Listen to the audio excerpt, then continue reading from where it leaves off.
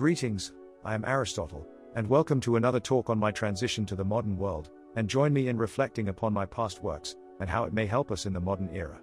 In these series of talks, I will apply my philosophies to help advance today's society. Enjoy listening, and thank you. Section 1, Introduction to Nuclear Weapons. In the annals of human history, few inventions have altered the course of civilization as profoundly as nuclear weapons. These instruments of immense destructive power emerged from the crucible of the Second World War, marking a paradigm shift in warfare and international relations. The atomic bombings of Hiroshima and Nagasaki in August 1945 not only hastened the end of the war but also inaugurated an era defined by the specter of nuclear annihilation. The genesis of nuclear weapons can be traced back to the early 20th century, when scientists began unraveling the mysteries of the atom. The key principle underlying nuclear weapons is the release of energy from atomic nuclei, either by splitting heavy nuclei, fission, or by merging light nuclei, fusion. The development of these weapons was driven by the exigencies of war and the fear that Nazi Germany might achieve nuclear capability first. This led to the Manhattan Project, a colossal and clandestine endeavor by the United States, the United Kingdom, and Canada. The aftermath of Hiroshima and Nagasaki revealed the unprecedented destructiveness of nuclear weapons. Tens of thousands perished instantly, and countless others suffered from injuries and radiation sickness. In the wake of World War II, the possession of nuclear weapons became a central element of national security policy for the emerging superpowers, the United States and the Soviet Union, inaugurating a period of geopolitical tension known as the Cold War. The introduction of nuclear weapons has thus fundamentally transformed the nature of warfare and international diplomacy. The prospect of nuclear war, with its potential for indiscriminate and catastrophic consequences, has necessitated new strategies for conflict resolution and international cooperation. As we reflect on the legacy of nuclear weapons, it is evident that they are not merely instruments of military strategy but also symbols of the tremendous power and profound responsibility that science and technology have bestowed upon humanity. Section 2, The Cold War and the Fear of Nuclear Annihilation. In the shadow of the nuclear age, humanity finds itself at a crossroads, grappling with the potential for self-destruction on an unprecedented scale. The Cold War era, a period marked by intense rivalry between the United States and the Soviet Union, serves as a stark embodiment of these philosophical dilemmas, epitomized by the Cuban Missile Crisis of 1962. The arms race, a relentless accumulation of nuclear arsenals, underscored a profound imbalance in the pursuit of security. Paradoxically, each increase in weaponry, intended to safeguard nations, only escalated the collective peril. The psychological and societal impacts of living under the constant threat of nuclear annihilation were profound. The doctrine of mutually assured destruction, though intended as a deterrent, cultivated a pervasive sense of existential dread. Furthermore, the Cold War era's emphasis on ideological and military competition overshadowed the civic virtues central to my understanding of the polis. Yet, within this historical crucible, there emerged opportunities for reflection and reassessment. The Cuban Missile Crisis, though perilous, ultimately led to increased communication and some measure of détente between the superpowers. In contemplating the legacy of the Cold War and the ongoing threat of nuclear weapons, it becomes clear that the wisdom of the ancients remains pertinent.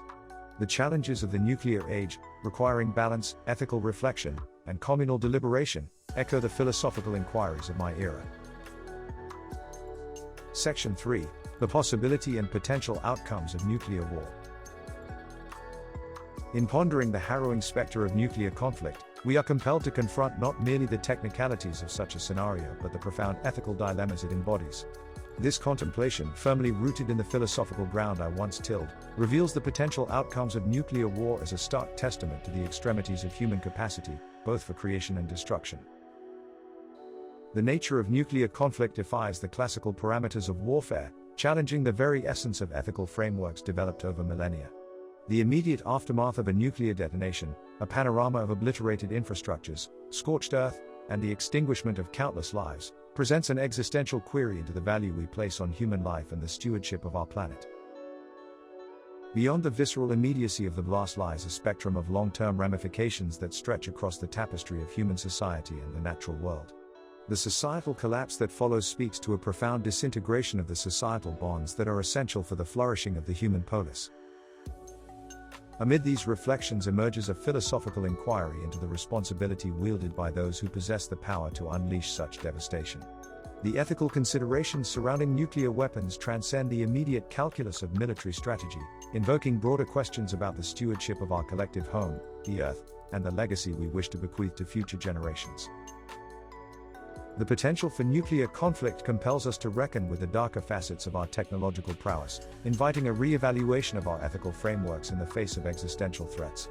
It beckons a return to foundational questions of moral philosophy: what constitutes a good life? How do we balance the pursuit of security with the imperatives of justice and the flourishing of all life? In confronting these questions, we find ourselves at a crossroads, tasked with choosing between a path that leads to mutual destruction and one that aspires to mutual flourishing.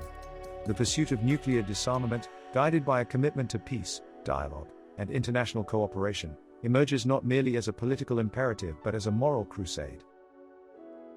Thus, as we gaze upon the shadow cast by the prospect of nuclear war, let us be guided by the light of reason and the moral compass of our shared humanity. Let the reflections on the potential outcomes of nuclear conflict serve not as a prelude to despair but as a clarion call to action, a reminder of our capacity for wisdom, compassion, and collective endeavor in the stewardship of our world. Section 4: Nuclear Non-Proliferation and Arms Control Efforts.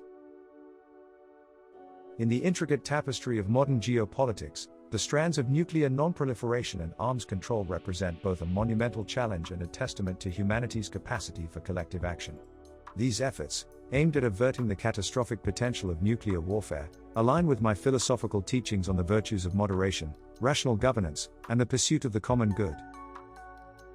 The Treaty on the Non-Proliferation of Nuclear Weapons, NPT, embodies a tripartite commitment to preventing the spread of nuclear armaments, promoting peaceful nuclear energy, and advancing nuclear disarmament. This delicate balance mirrors my own advocacy for the golden mean, wherein excess and deficiency are eschewed in favor of equilibrium.